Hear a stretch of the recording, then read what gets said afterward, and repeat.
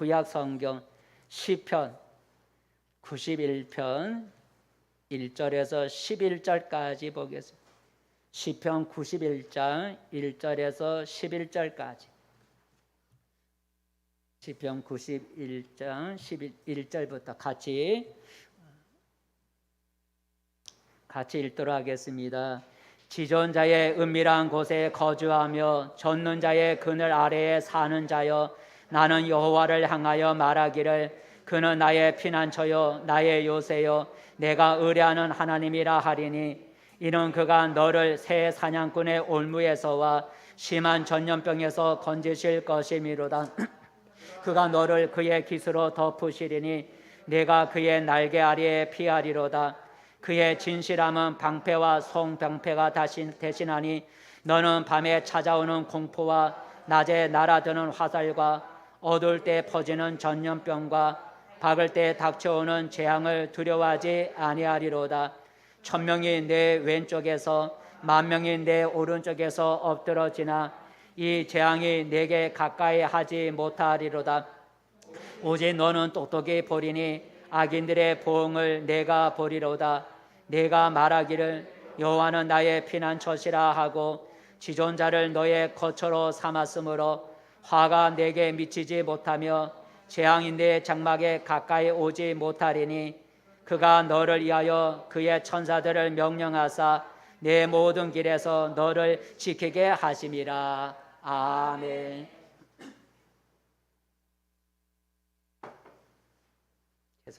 죄송합니다. 목이 좀 껄껄했어요. 껄껄해서. 할렐루야.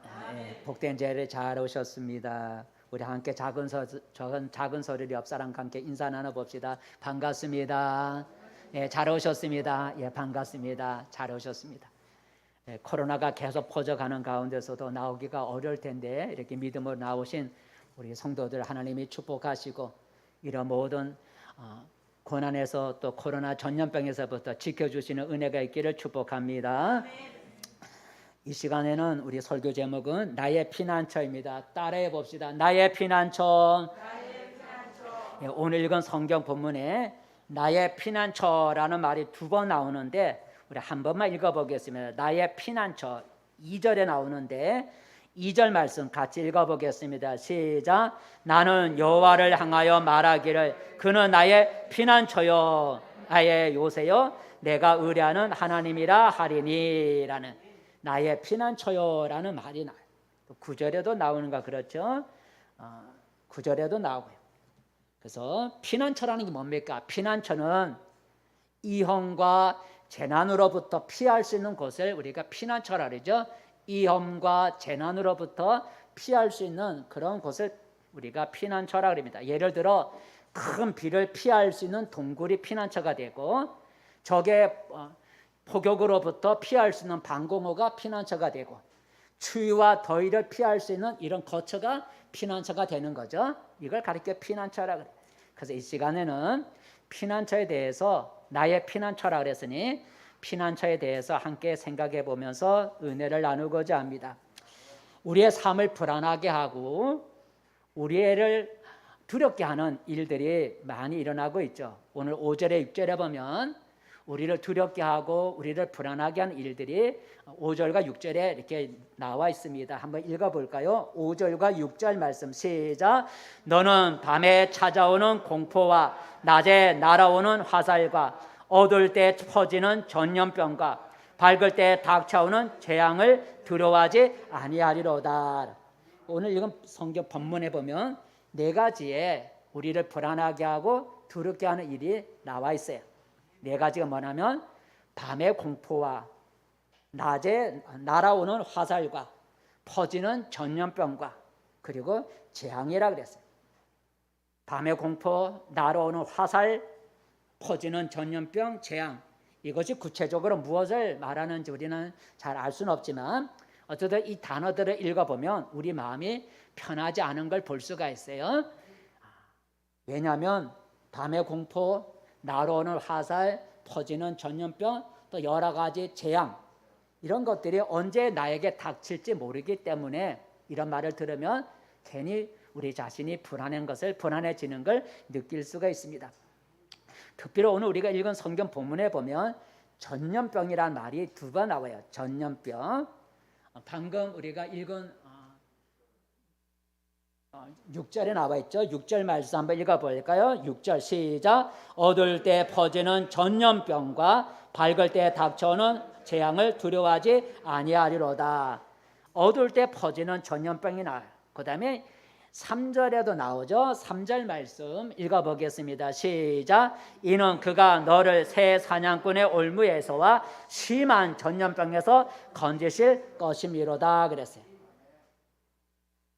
때로는 전염병도 우리에게 재앙이 된다는 거죠.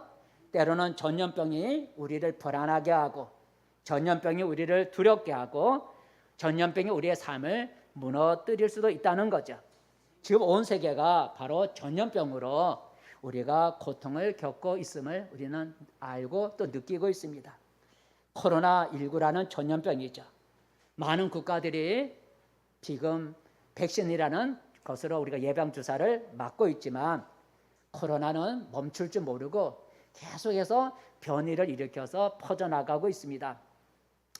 우리나라도 백신을 계속 지금 맞고 있는 중에 있지만 매일 거의 2,000명에 가까운 확진자가 늘어나고 있어요. 전 세계적으로 이 코로나 전염병에 걸린 사람이 2억이 넘는다 그래. 지금 2억이. 2억이란 단일 전염병으로, 여러 가지 전염병이 아니라 이 코로나 전염병 딱 하나로 전 세계 확진자, 병에 걸린 사람이 2억이 넘는다 그래요. 사망자는 이 전염병 하나로 지금까지 죽은 사망자는 430만 명이 넘는다 그래요. 430만 명이. 그러니까 이게 집계된 것만 그렇지 제대로 집계가 안 된 것을 하면 더 많은 거죠. 그죠? 2억이라는 사람이 지금 걸려있는 상태, 걸렸고 그 가운데 430만 명 이상이 지금 죽고 있다는 거예요. 이 코로나19라는 전염병 하나로 인해서. 무서운 거잖아요. 그죠? 지금 이걸 치료하는 아직 약이 나오지 않았기 때문에 우리가 불안해하는 거예요. 치료하는 약이 있으면 걸리면 약 먹으면 되는데 아직 백신 주사가 우리를 온전하게 지켜주지 못하고 치료제가 아직 안 나왔기 때문에 우리가 불안해하는 거죠. 지금 이 코로나로 인하여 온 세계가 고통을 겪고 있습니다. 코로나로 인하여서 우리의 삶은 크게 무너지고 있죠. 자유롭게 여행을 다니지도 못하잖아요. 지금 휴가 기간이잖아요. 그죠? 지금 휴가 기간이지만 우리가 자유롭게 다닐 수가 없어요. 해변가를 전부 다 봉쇄를 해놔갖고 해변가에 사람이 못 들어가요. 여행을 못 다녀요. 많은 가게들이 4단계, 3단계로 인해서 영업을 하지 못하여 소상공인들이 경제적으로 큰 고통을 당하고 있습니다. 사람을 만나도 대화나 식사를 하지 못하는 거예요. 애경사가 생기고 병원의 문병도 제재를 당하거나 또 갈 수가 없어요. 학생들은 학교도 가지 못하는 경우도 많이 있어요. 지금처럼 이런 무더위 속에 우리 마스크를 벗을 수도 없는 거예요. 이것이 바로 밤의 공포요, 날아오는 화살이요, 퍼지는 전염병이요, 재앙이 아니겠느냐 하는 거죠. 사람은 내일 일을 알 수가 없습니다. 코로나 전염병의 예고도 없이 우리에게 찾아왔듯이 내일 어떤 일이, 어떤 두려움이 우리에게 찾아올지 모르기 때문에 우리는 불안해하는 겁니다. 두려운 이런 현실을 내가 애써 무시한다고 해서 사라지는 것도 아니고 내 힘으로 해결해 보려고 하지만 내 힘에는 한계가 있는 거죠. 그래서 이런 재앙을 피할 피난처가 필요한 거예요. 피난처가 필요한 거예요. 그래서 사람들은 자기 나름대로 재앙이 찾아올 때 피해보려고 피난처를 만들려고 애를 쓰죠. 무엇이 나의 피난처가 될 수 있을까요? 사람들은 대부분 피난처로 삼는 것이 재물이고 권세고 그리고 사람 관계고 또 자식을 피난처로 삼으려고 해요. 재물이 많으면 그 재물이 자기를 지켜줄 수 있다고 생각을 하죠. 세상에 권세를 가지면 그 권세가 자기를 지켜줄 피난처가 될 수 있다고 생각을 합니다. 사람을 많이 사귀면 그 사람이 자기를 지켜줄 거라고 생각도 하죠. 자식을 잘 키우면 자식이 나를 지켜줄 거라고 생각도 합니다. 그래서 더 많은 재물을 모으려고 밤낮을 쉬지 않고 수단 방법을 가리지 않고 돈을 벌려고 그래요. 또 세상의 권세를 얻으려고 별별 줄을 다 잡아보려고 하죠. 또 많은 사람들과 좋은 관계를 유지하려고 애를 씁니다. 또 자식의 성공을 위해서 모든 것을 희생하죠. 왜냐하면 그런 것들이 나의 피난처가 될 수 있다고 생각하기 때문입니다. 하지만 여러분, 사람이나 재물이나 권세나 자식은 도움은 줄 수 있지만 피난처는 될 수가 없다는 거죠. 재물을 생각해 보십시오. 사람은 재물이 많으면 안전할 거라고 생각해요. 모든 것을 재물로 해결할 수 있을 거라 생각을 합니다. 재물이 피난처가 된다는 거죠. 하지만 재물이 우리에게 오는 재앙을 막아줄 수가 없습니다. 재물이 전염병을 막아줄 수가 없습니다. 재물이 감옥에 가는 것을 막아줄 수가 없습니다. 재물이 피난처가 되지 못하는 걸 우리는 잘 압니다. 권세는 어떻습니까? 사람들은 세상의 높은 자리에 올라가면 그 권세가 자기를 지켜줄 거라 생각하죠. 그래서 애를 써요. 하지만 그 세상의 권세는 오래 가지 못하고 오히려 세상에 가진 그 권세 때문에 오히려 자기가 해를 당하는 경우가 많이 있는 걸 볼 수가 있어요. 권세도 피난처가 되지 못하는 걸 알 수가 있습니다. 사람은 어떻습니까? 사람을 많이 사귀어서 나의 가까운 사람들이 많으면 피난처가 될 거라 생각하지만 나의 가까운 사람이 피난처가 될 수가 없습니다. 사람은 나와 함께 끝까지 갈 수가 없는 것이죠. 사람이 나의 재앙을 막아주지 못합니다. 그래서 성경은 이렇게 말을 하죠. 사람을 의지하지 말라 그럽니다. 한번 읽어볼까요? 시편 146장 시작. 귀인들을 의지하지 말며 도울림이 없는 인생도 의지하지 말지니 그랬어요. 권세를 가진 귀인이라고 하는 권세를 가진 사람을 의지하지 말고 도울 힘이 없는 인생도 의지하지 말라. 저들은 한순간에 간다라고 하는 거죠. 사람이 우리의 피난처가 되지 못한다는 거예요.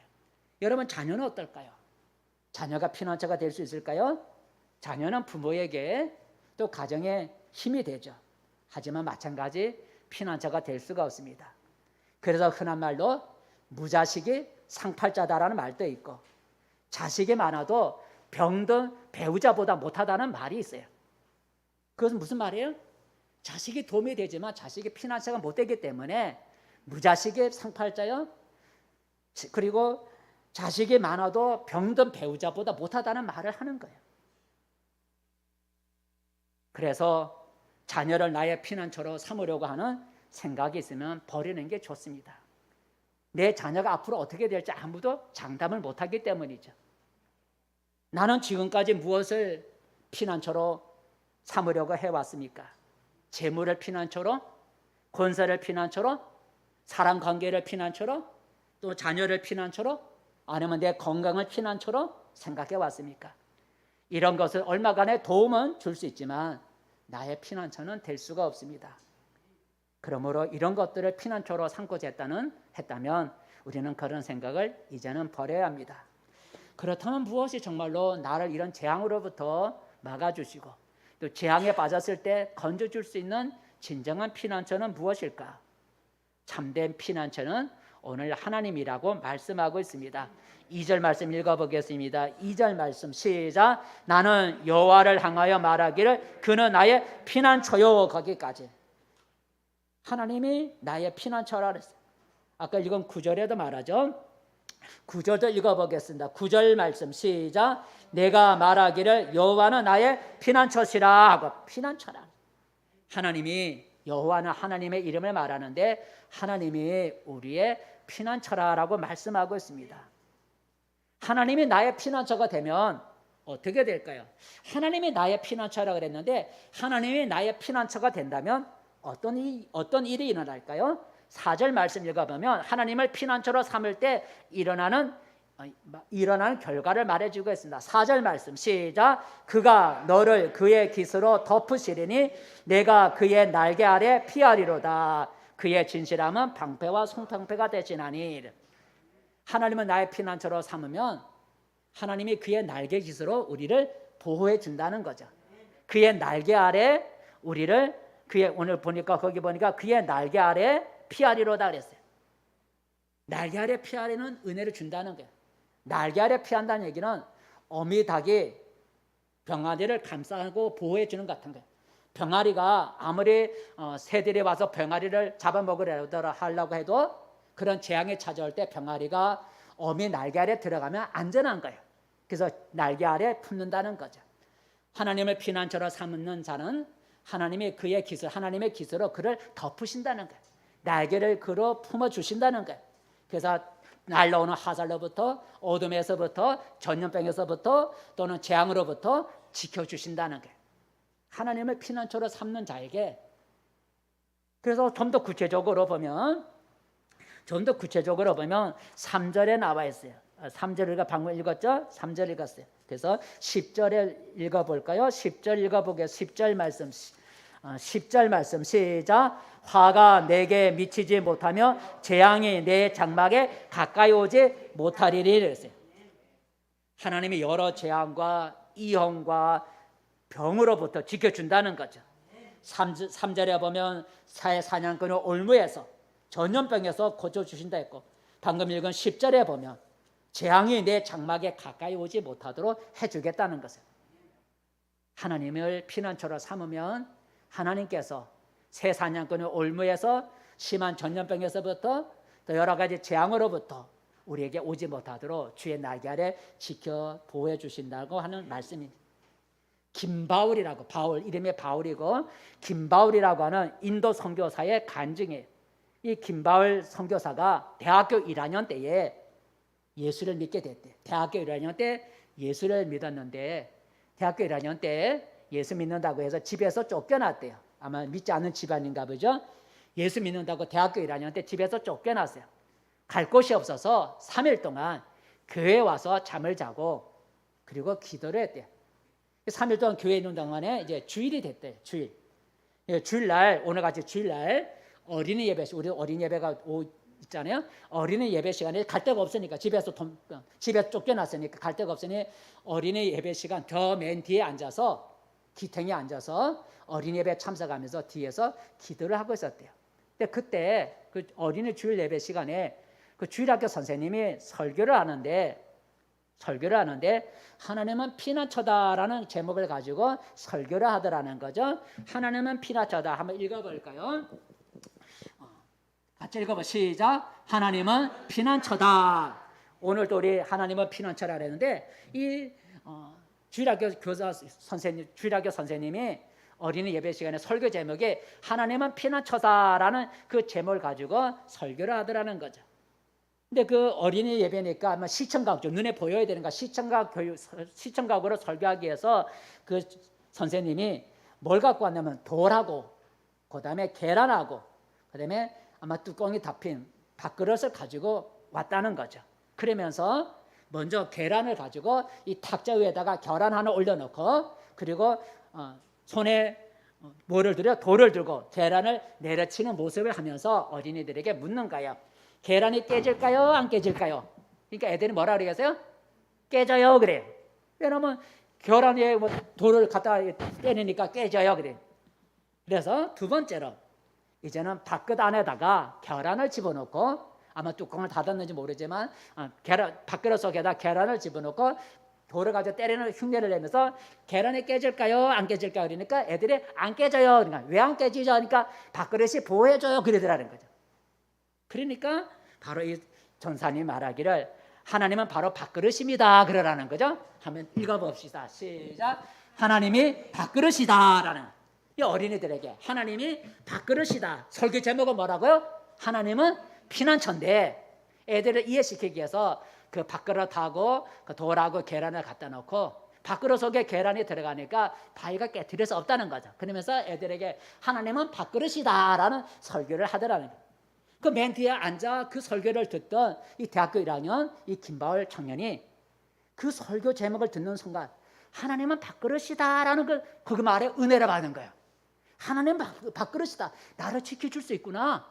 피난처, 하나님은 피난처야. 하나님은 밥그릇이야. 하나님 안에 거하면 내가 안 부서져. 그럼 그 말에 하나님의 밥그릇이다라는 그 말씀에 은혜를 받고 쫓겨났던 집으로 다시 들어갔어요. 그랬더니 하나님이 지켜주셨다는 거예요. 쫓아냈지만 부모의 마음이 어때요? 그죠? 3일 동안 안 들어오면 부모가 걱정하잖아요. 그러니 3일 동안 쫓겨났다 집에 들어가니 부모님이 또 나가라 말하진 않겠죠. 그래서 집에 들어갔더니 하나님이 정말로 밥그릇이 돼서 그 김바울을 그 믿지 않는 가정에서부터 지켜주셨다는 거예요. 그리고 후에 그가 그의 모든 가족을 다 하나님께로 인도하게 됐다라고 하는 거죠. 하나님의 밥그릇이다라고, 하나님의 피난처다라는 그 말에 한마디의 은혜를 받았다는 거예요. 성경에 보면 하나님의 피난처가 되어주셔서 재앙과 위험에서부터 막아주신 것을 볼 수가 있어요. 피난처는 우리를 보호해 준다 그랬으니까 성경에 보면 하나님의 피난처가 되어주신 사건들이 참 많이 있는데, 우리 출애굽할 때 이스라엘 백성에게 내렸던 이스라엘 백성을 애굽에서 출애굽시킬 때에 하나님이 애굽 땅에 여러 가지 재앙을 내리셨어요. 그 애굽 땅에 재앙을 내리실 때에 하나님께서 이스라엘 백성들의 피난처가 되어 주셔서 애굽에 내리는 재앙들이 이스라엘 백성에게는 오지 못하도록 막아주신 사건들이 많이 나와요. 그 재앙 중에 몇 가지를 한번 같이 생각해 볼게요. 하나는 파리 재앙이 있어요. 파리 재앙. 하나님께서 애굽 온 땅에 파리를 내려서 그 파리가 너무너무 많아갖고 사람을 괴롭게 만든다 그랬어요. 그런데 같은 애굽 땅이라도 하나님의 백성이 거주하는 고센 땅에는 파리가 없게 만들어주겠다 하셨어요. 같은 애굽 땅이지만 쉽게 말하면 이 왼쪽에 애굽 땅이면 여기는 파리가 가득하게 만들어주지만 같은 애굽 땅 오른쪽에 이스라엘 백성이 살고 있는 고센 땅에는 파리가 하나도 못 들어오도록 막아주겠다는 거예요. 여러분, 파리가 경계선 있나요? 파리가 경계선 없는 거예요. 여기 있으면 여기도 있게 되는 거예요. 근데 하나님 막아주겠다는 거죠. 한번 읽어볼까요? 막아주겠다 해서 출애굽기 8장 시작. 그날에 나는 내 백성이 거주하는 고센 땅을 구별하여 그곳에는 파리가 없게 하리라 그랬어요. 그리고 뒤에 읽어보면 파리가 하나도 없다는 얘기가 나와요. 두 번째로 전염병 재앙을 내렸어요. 하나님이 애굽 땅에 전염병을 내려서 가축 전염병. 그래서 애굽의 모든 가축들은 전염병이 걸려가지고 막 쓰러져 죽는데 같은 애굽 땅이지만 고센 땅, 이스라엘 백성이 사는 고센 땅에는 전염병이 안 들어온 거예요. 이쪽에 전염병이 퍼지면 이쪽에도 전염병이 와야 되는데 아까 파리장처럼 딱 하나님이 막아갖고 이스라엘 백성 땅에는 가축 전염병이 오지 않게 만들었어요. 한번 읽어볼까요? 출애굽기 9장이죠. 출애굽기 9장 말씀 시작. 이튿날에 여호와께서 이 일을 행하시니 애굽의 모든 가축은 죽었으나 이스라엘 자손의 가축은 하나도 죽지 아니한지라. 바로가 사람을 보내어 본즉 이스라엘의 가축은 하나도 죽지 아니하였더라 그랬어요. 하나님이 가축 전염병을 내릴 때 여기는 전염병이 내리는데 이 땅에는 이곳에는 전염병이 내려지 않도록 막아주셨다는 거예요. 우박 재앙도 그래요. 하나님이 애굽 땅에 우박 속에 불이 담겨 있는 우박을 내려서 나무와 사람과 짐승을 치게 해주셨다 그래요. 친다 그래서 근데 쳤어요. 근데 이스라엘 백성이 살고 있는 고센 땅에는 우박이 임하지 않았다는 거예요. 한번 읽어볼까요? 출애굽기 9장이죠. 출애굽기 9장 시작. 우박이 애굽 온 땅에서 사람과 짐승을 막론하고 밭에 있는 모든 것을 쳤으며 우박이 또 밭의 모든 채소를 치고 들의 모든 나무를 꺾었으되 이스라엘 자손들이 있는 그곳 고센 땅에는 우박이 없었더라 그랬어요. 이쪽에는 우박인데 여기는 우박이 안 내리는. 또 하나의 재앙이 있어요. 흑암재앙. 3일 동안 애굽 땅을 캄캄하게 해를 가려갖고 3일 동안 사람이 더듬어서 다닐 수 있도록 캄캄하게 달빛도 없고 햇빛도 없고 그래갖고 캄캄해서 사람이 더듬어서 다닐 정도로 캄캄하면 3일 동안 내렸는데 이스라엘 백성이 거주하는 고센 땅에는 어둠이 아니라 뭐가 임했냐면 빛이 임했다는 거예요. 이 땅에 어둠이 임하면 해가 없다는 거 아니에요. 그래서 해가 없으면 여기도 어둡고 여기도 어두워야 되는데 애굽 땅에는 어둠이 임했는데 3일 동안 이스라엘 백성이 거주하는 고센 땅에는 빛이 임했다는 거예요. 이것이 어두우려면 해가 가리워져야 어두워지는 건데 해가 가리워지면 이스라엘 땅에도 어두워져야 되는데 이스라엘 백성이 살고 있는 고센 땅에는 빛이 임했다는 거예요. 해가 가려지면 다 어두워져야 되는데 기적을 이렇게 한번 읽어볼까요? 10장이죠. 시작. 모세가 하늘을 향하여 손을 내밀며 캄캄한 흑암이 3일 동안 애굽 온 땅에 있어서 그동안은 사람들이 서로 볼 수 없으며 자기 처소에서 일어나는 자가 없으되 온 이스라엘 자손들이 거주하는 곳에는 빛이 있었다라고. 그렇잖아요. 해가 가려워 3일 동안 해가 가려워 안 보이면 이쪽도 어두워야 되는데 오히려 이곳에는 해가 없는 것 같은데 빛이 임했다는 거예요. 이와 같이 하나님이 이런 재앙이 4가지 재앙을 제가 읽었는데 이런 재앙이 한두 가지 일어나면 그럴 수도 있겠지라고 우리가 생각할 수 있지만 4가지 재앙이 이렇게 계속해서 일어나는 건 이거는 우연이 아니라 하나님이 이스라엘 백성들의 피난처가 되어주셔서 재앙이 내릴 때 재앙을 막아준 것을 우리가 알 수가 있다는 거죠. 여러분 다니엘을 보세요. 다니엘의 세 친구 사드락과 메삭과 아벳느고라 그러죠. 다니엘의 세 친구가 왕의 신상 앞에 절하기를 거부해서 그래서 붙잡혀서 용광로 속에 불 속에 던져졌어요. 하지만 하나님이 용광로 불 속에 던져진 그 다니엘의 세 친구를 지켜준 걸 볼 수가 있어요. 사람의 불 속에 들어가서 어떻게 살 수 있겠어요? 근데 하나님이 불 속에 던져지는 재앙 속에서 지켜줬다는 거죠. 피난처가 되어주셨어요. 한번 읽어볼까요? 다니엘서 3장입니다. 시작. 이 사람들을 본즉 불이 능히 그들의 몸을 해치지 못하였고 머리털도 그을리지 아니하였고 겉도 빛도 변하지 아니하였고 불탄 냄새도 없었더라 그랬어요.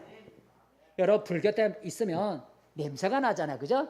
불 곁에 많이 오랫동안 있으면 불에 몸에 옷에 냄새가 나요. 근데 냄새도 안 났다는 거예요. 머리카락도 거슬리지 않았다는 거예요. 다니엘은 어때요? 다니엘의 세 친구가 이렇다면 다니엘은 어떤가요? 다니엘은 한 달 동안 기도하지 말라고 왕이 기도 금지령을 내렸는데 다니엘이 기도하다가 붙잡혀 고발을 당해갖고 사자굴에 던져졌어요. 어떻게 됐나요?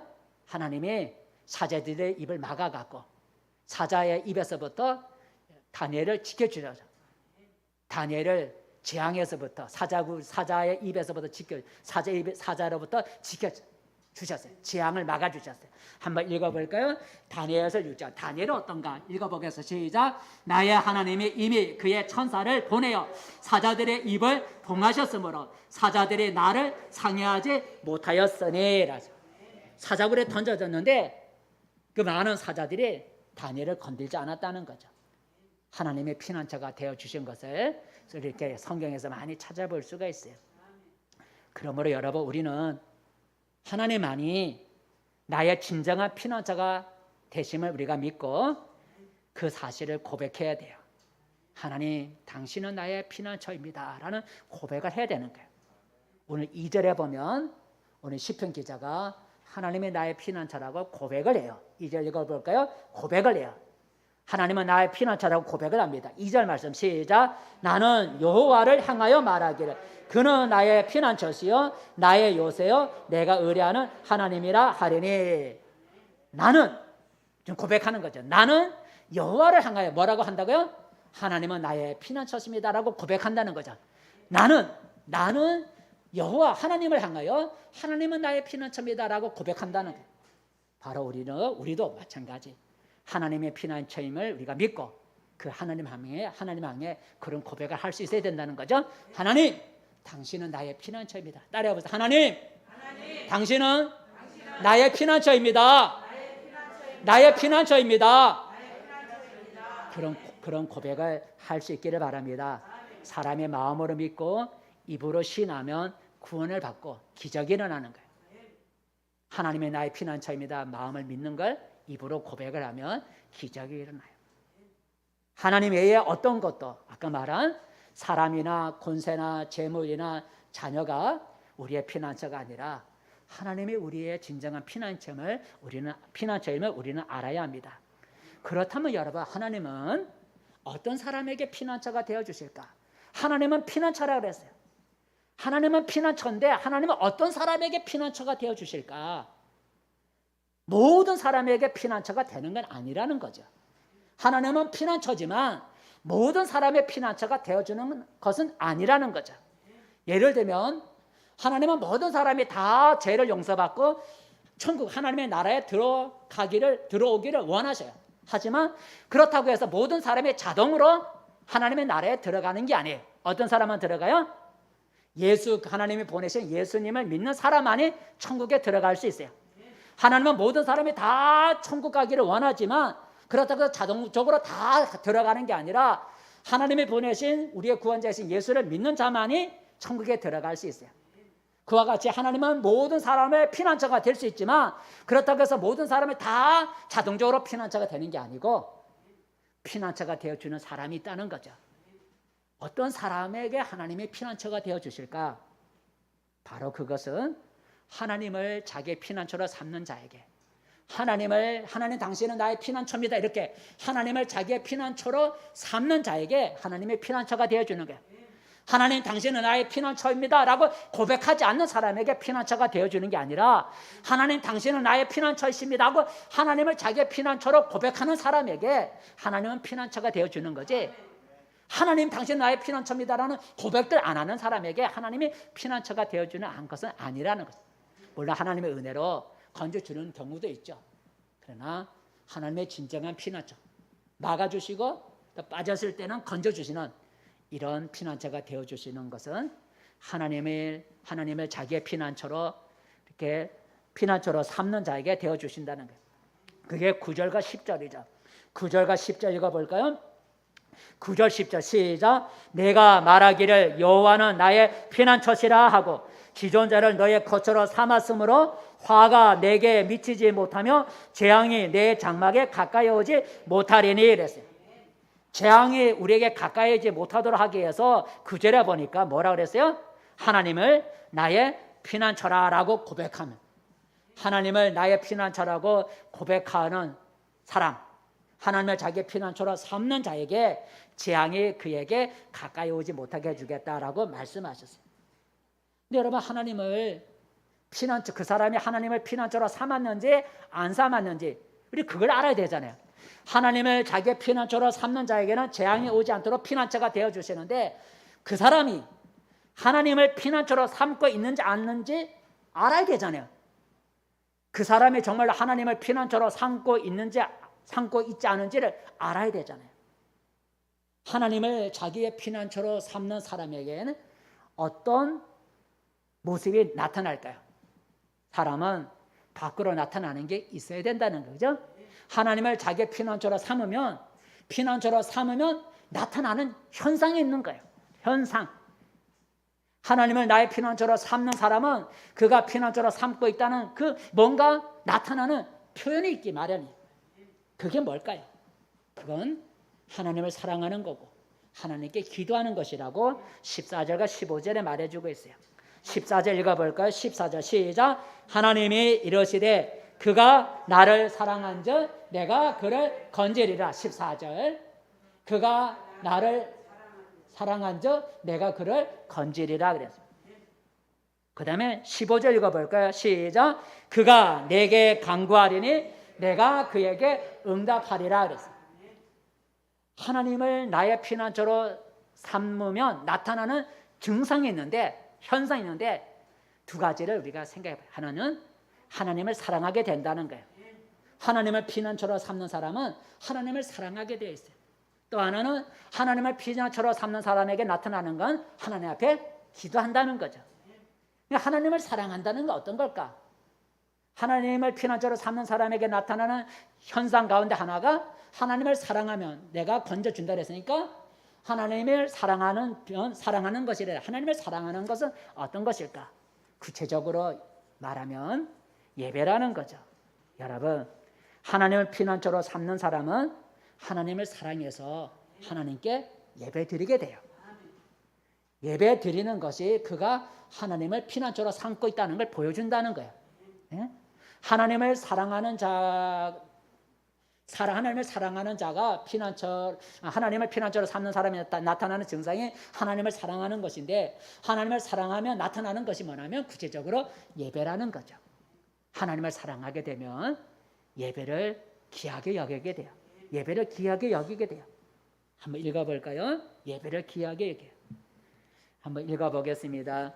시편 시작. 사람이 내게 말하기를 여호와의 집에 올라가자 할 때에 내가 기뻐하였도다. 어디로 가자 할 때 기뻤다고요? 여호와의 집에 올라가자. 하나님께 예배드리러 가자 하고 말할 때 기뻤다는 거예요. 여러분은 교회 갑시다, 예배드리러 갑시다 하면 여러분 기쁜가요? 아휴, 또 끌려가야 되나? 여러분 마지못해서 왔나요? 하나님을 피난처로 삼는 사람에게 나타나는 현상은 하나님께 예배드리는 걸 귀하게 여기는 거예요. 예배드리는 게 기쁜 거예요. 하나님 앞에 나오는 것이 부담스러운 게 아니라 기쁨이 되는 거예요. 이게 이런 증상이 나타나야 하나님을 피난처로 삼고 있는 사람이라는 거예요. 그러므로 예배를 드리는 것을, 예배 참석하는 걸 소홀히 하면서 하나님은 나의 피난처입니다 라고 말할 수는 없다는 거죠.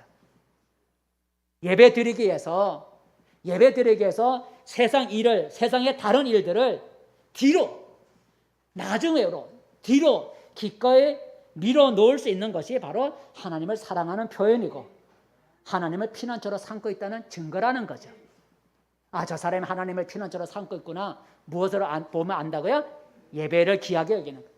그래서 예배 드리기 위해서 다른 세상 일을 뒤로 미룰 수 있는 그런 사람이 바로 하나님을 피난처로 삼고 있다는 거예요.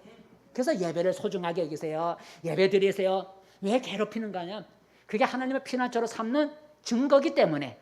그래서 하나님을 피난처로 삼으세요. 그러면 하나님이 도와주세요. 지켜주세요 하고 가르치는 거예요. 그러니까 하나님을 피난처로 삼는 사람은 예배 드리기 위해서 다른 세상 일을 뒤로 미룰 수 있는, 기꺼이 뒤로 미룰 수 있는 바로 그것이 바로 하나님을 피난처로 삼는 사람의 모습이라고 하는 거죠. 그렇게 할 때 하나님을 사랑해서 예배 드리는 걸 귀하게 여기고 예배 드리기 위해서 세상 다른 일을 뒤로 미룰 수 있는, 그렇게 우리가 살아갈 때 하나님이 재앙으로부터 우리를 지켜주시고 또 빠졌을 때 우리를 건져주신다라고 하는 거죠. 뭐 제가 여러 번 예화를 드리지만 이 예화가 가장 합당해서 계속해서 예화를 드리겠습니다. 몽골에 선교사로 간 이용규 선교사가 있는데 그 이용규 선교사의 책 가운데 이런 게 있죠. 한 몽골 소녀가 주일날 그 집에서 소를 잊어버려요. 소를 잃어버렸어요. 소가 얼마나 비싼 거예요, 그죠? 근데 주일날 소가 도망을 가버렸어요.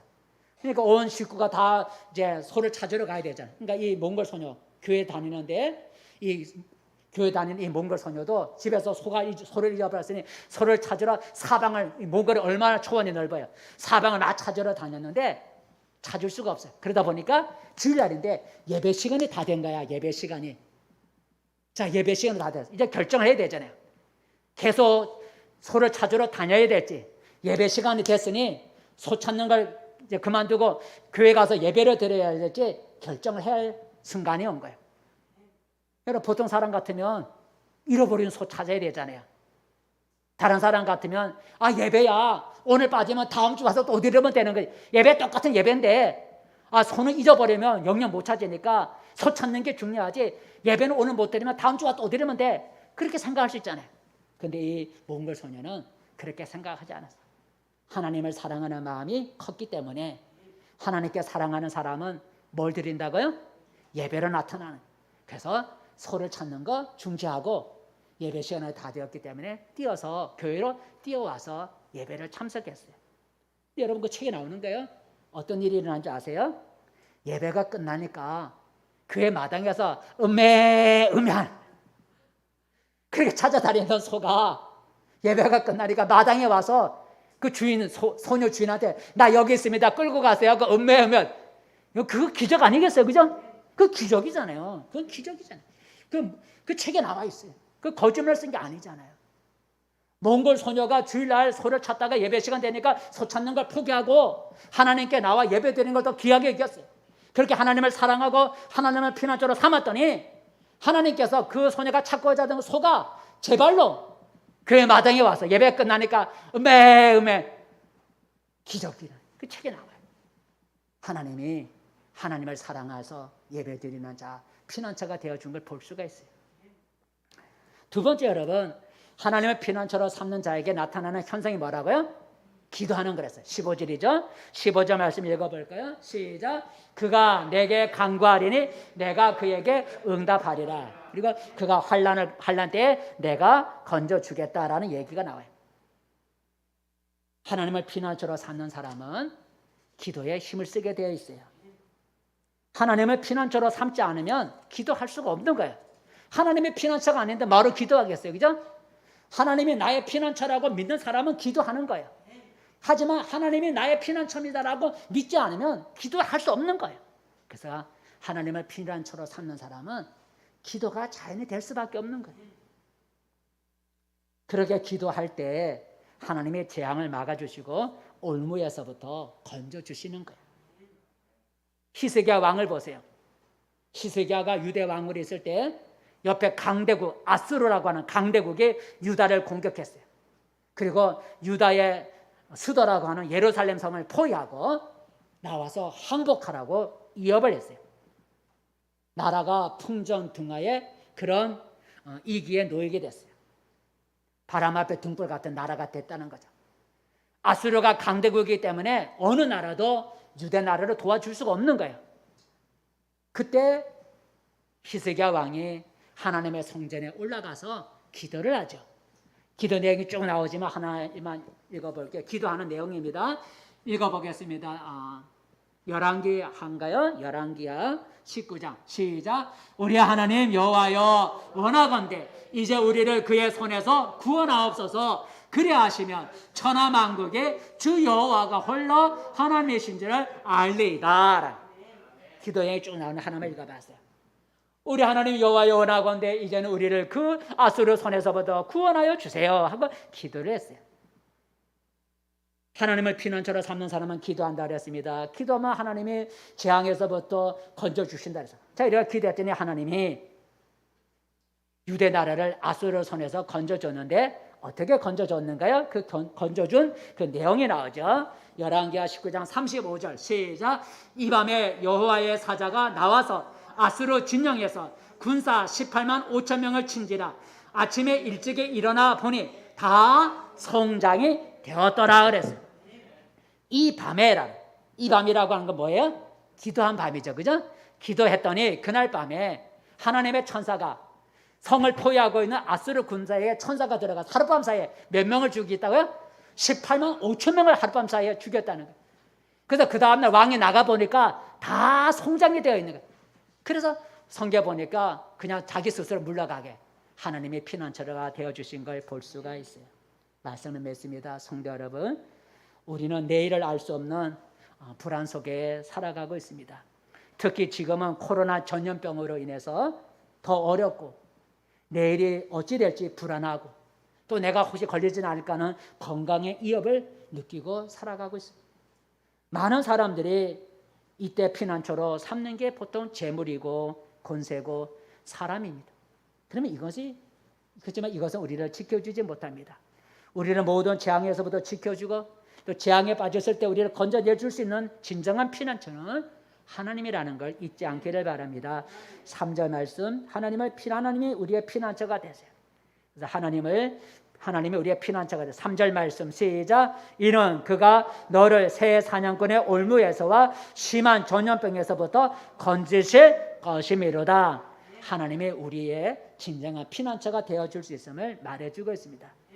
근데 피난처가 되신 하나님은 누구에게 피난처가 되어주신다고요? 자기를 피난처로 삼는다고 고백하는 사람에게 하나님은 피난처가 되어주세요. 9절 말씀 읽어볼까요? 9절 말씀 시작. 내가 말하기를 여호와는 나의 피난처시라 하고 지존자를 너의 거처로 삼았으므로 하나님을 피난처로 삼는 자에게 어떻게 하는가? 10절 이제 읽어보겠습니다. 시작. 화가 내게 미치지 못하며 재앙이 내 장막에 가까이 오지 못하리니 하나님이 피난처가 되어주셔서 그런 재앙에서부터 막아주신다고 또 건져주신다는 거예요. 하나님을 피난처로 삼는다는 사람은 어떤 사람이라고요? 하나님을 사랑하여 예배드리는 자, 하나님 앞에 기도하기를 힘쓰는 사람이 하나님을 피난처로 삼고 살아가는 사람이라는 거예요. 그래서 14절 15절에 보니 나를 사랑한 자 내가 그를 건지리라. 그가 내게 기도한 자 내가 응답하리라.